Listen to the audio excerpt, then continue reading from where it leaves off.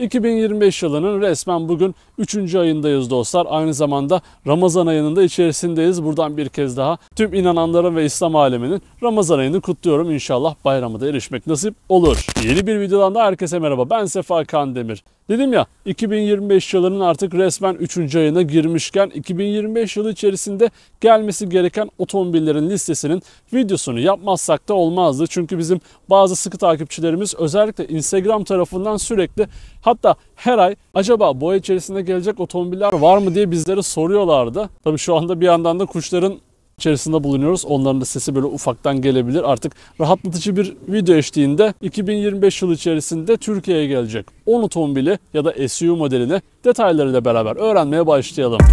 Evet dostlar, siz bu videoyu izlerken resmen satışa çıkan Tayron aslına bakılırsa ilk kez 2018 yılında Çin pazarı için üretildi. Şimdi mesela Tayron satışa çıktığı zaman da şu şekilde yorumlar geldi sizden. Yahu Tiguan'dan ne farkı var diye. Aslına bakılırsa çok fazla bir farkı yok. Fakat Çinliler biraz daha standartların dışında büyük otomobiller seviyor. Tayron da aslında biraz daha bu amaca hizmet eden bir otomobildi. Fakat Volkswagen yetkilileri artık Tayron'un Avrupa pazarında hitap ettiğini düşünecek olacak ki onu Tiguan'a rakip olarak resmen satışa sundu, hem de benzer fiyatla. İlk etapta 1.5 ETSI yani hafif hibrit bir motorla gelen Tayron 150 beygir güç, 250 Nm tork üretiyor ve her zaman bildiğimiz gibi VAK grubunun artık vazgeçilmez şanzımanı olan DSG vitesle yönetiliyor. Donanım seviyesi olarak da Life, Elegance ve R-Line olarak geldi. Life böyle resmen şirket paketi diyebileceğimiz bir edada. 17 inçlik alışım jantları onu fazlasıyla giriş seviyesi gösteriyor. Burada bence en çok tercih edilmesi gereken ya da tercih edileceğini düşündüğüm donanım Elegance olacak. 19 inçlik jantlarıyla etkileyici görünüyor. Tabi R-Line'a diyecek söz yok. Fiyat tarafında ise 2025'in Mart ayında aslına bakılırsa 2.540.000 liralık bir fiyatla satışa sunulan Tayron, lansmanı özel kampanyalı fiyatında 2.309.200 liraya alıcılarını bekliyor. Tabi burada çok ilginç bir durum var. Tiguan'da 2.309.200 lirayla Tayron'la aynı fiyata satılıyor. Yani aynı paraya 7 kişilik ondan daha büyük hem daha yeni bir modele sahip olmak varken neden Tiguan alırdınız? Bunun cevabını sizlere soruyorum. İkinci sırada ise aslına bakılırsa Renault'un uygun fiyatlı olarak piyasaya çıkardı. Fakat ülkemizdeki döviz kurlarıyla yine hatırı sayılır bir fiyata sahip olacağını tahmin ettiğim Renault 5 oldu. 2025 yılında Türkiye'ye gelecek ve gerçekten böyle merakla beklenen modellerden bir tanesi de Renault 5 oldu. Renault son dönemde biraz daha geçmişe dönük modellerini tekrar hem ismiyle hem de tasarımdaki o hassas detaylarıyla yaşatmaya devam ediyor. Renault 5 de bu modellerden biri. E-Tech yani tamamen elektrikli olarak yollara geri dönecek olan Renault 5. Tam anlamıyla şehir içinde kullanılacak bir otomobil olacak. Yeni Renault 5'te 3.92 metre uzunluğuyla Twingo ile Clio arasında bir yerde kalıyor. Dingil mesafesinde ise 2.54 mm ile Clio'ya göre 4 cm daha kısa, yani aslında çok da fazla ufak bir otomobil olmadığını söyleyebiliriz. Elbette elektrikli motor seçeneklerinin arasında bünyesinde 52 kWh'lik lityum iyon pilleri barındıran yeni Renault 5 bu motordan 110 kW yani 150 beygir güç, 245 Nm tork üretiyor ve WLTP verilerine göre 400 kilometrelik bir sürüş menzili vaat ediyor. B segmentinde yer alacak yeni Renault 5 için Avrupa'daki fiyat tahminleri 33.000 euro civarında. İşte bu Türkiye'ye geldiği zaman Renault 5'e öyle çok da fazla herkesin sahip olabileceğini pek sanmıyorum. Biraz daha böyle ikonik otomobil kullanmayı seven üst gelire sahip kişiler tarafından tercih edilebilir. Özellikle de fiyat politikası sonrasında bir grup tarafından eleştirilen ve ülkemizde de fabrika kurma girişimleri tam gaz devam eden BYD, ülkemizde 2025 yılında birçok modeliyle gücünü biraz daha arttırmaya devam edecek. Bunlardan BYD Ceylon 7 de SUV tarafındaki en güçlü alternatiflerinden biri oldu. Yine ülkemize girmesiyle beraber satış rakamlarında zirveye oynayan BYD 2025 yılında ürün gamına da birçok yeni otomobili ekliyor. BYD Ceylon 7 de bunlardan bir tanesi. Yine tamamen elektrikli bir SUV olan Ceylon 7. BYD tarafından geliştirilen Blade batarya teknolojisiyle elektrikli otomobil konusunda fazlasıyla iddialı ve güçlü. Öyle ki sıfırdan 100'e 4,5 saniyede çıkabilen Cylon 7 maksimum 215 km/saat son hıza ulaşabiliyor. Batarya kapasitesi konusunda da 91,3 kWh'e kadar hacme sahip olabilecek Cylon 7 bu güç ve batarya hacmiyle 570 kilometrelik bir sürüş menzili vaat ediyor ki bu performansa göre yine iddialı bir sürüş menzili olduğunu söyleyebilirim. Tasarım konusunda da böyle sporla klasik arasında bir yerlerde, bu da onun alıcılarını bulmasında işini biraz daha kolaylaştırır. Fiyat konusunda elbette BYD'nin Çin'deki fiyatlarıyla Türkiye'deki fiyatlarını kıyaslamak ya da buradan bir pay çıkartmak mümkün değil. Fakat BYD Cylon 7 Avrupa'da 50-60 bin euro civarında bir fiyatta satılıyor. Sizin BYD Cylon 7 ile ilgili fiyat tahminleriniz neler? Bunu da yine yorumlar kısmında mutlaka bekliyorum. Şimdi yalan yok, benim en fazla eleştirdiğim modellerden bir tanesi oldu Frontera. Çünkü neden? Ya Avrupalılardaki şu kafadan açıkçası hiç haz etmiyorum. Yani uygun fiyatta olduğu zaman bir SUV ya da otomobil teneke jantlı mı olmak zorunda kardeşim?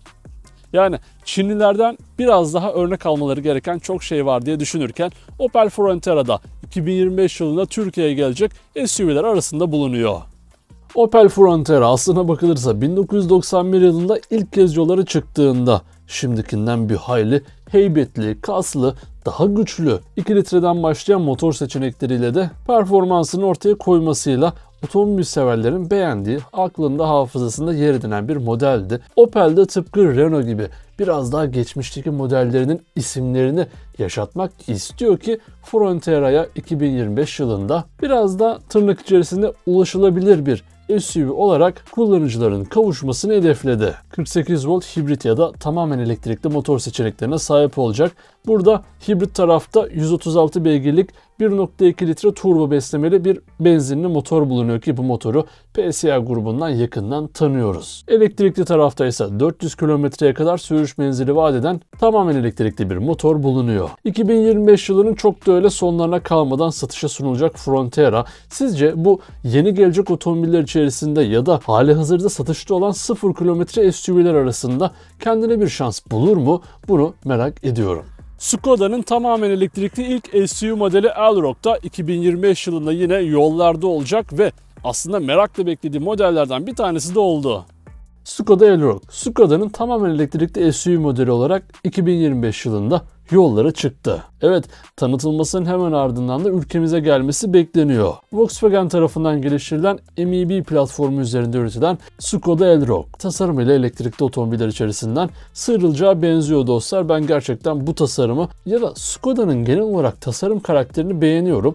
Elroq'ta da bu korunmuş. Bunun üzerine bir de 77 kWh hacmindeki devasa bataryalarından 450 kilometre gibi biraz da iddiasız diyebileceğim bir sürüş menzili vaat etmesi, işte bu tasarımla sürüş ve performans arasındaki dengenin nasıl korunacağını da bize açıklıyor. Yine 45 bin euro civarında bir fiyata sahip olmasıyla da ülkemizde öyle çok da fazla uygun fiyatı diyemeyeceğimiz bir kesimde yer alması, Tesla ya da TOG gibi rakiplerine karşı nasıl başa çıkacağını insana sorduruyor. Volkswagen'in 2020 yılında piyasaya çıkartıp 4 yılın sonunda Türkiye'ye getirdiği ID.4 sonrası da yine aynı efekti verecek.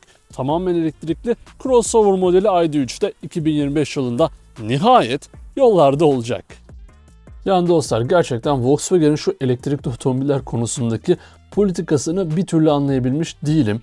Biliyorsunuz ID serisi bundan 4-5 yıl kadar önce piyasaya çıktı. Amerika pazarında ve Avrupa pazarında halihazırda satışta olan ID.3 ülkemize bazı galeriler tarafından tek tek getirilerek satışa sunulmuştu. Fakat resmi olarak Volkswagen tarafından satışa sunulması 2025 yılını buldu.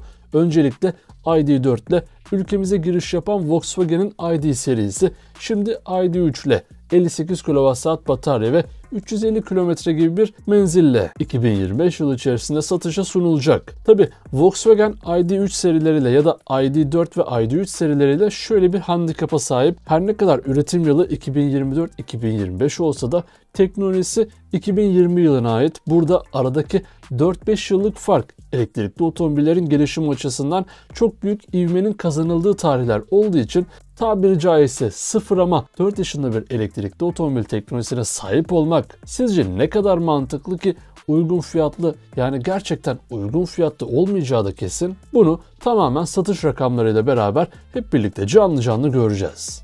Ford son zamanda çıkardığı otomobillerle beraber özellikle biraz daha kendi tarihini hatırlamak istercesine eski modellerindeki isimlerini yeni otomobillerindeki, özellikle bunlar elektrikli oluyorlar biliyorsunuz, elektrikli otomobillerine kullanmaya başladı. Ford Capri de 2025 yılında Ford tarafından gelecek yeni otomobillerden bir tanesi oldu.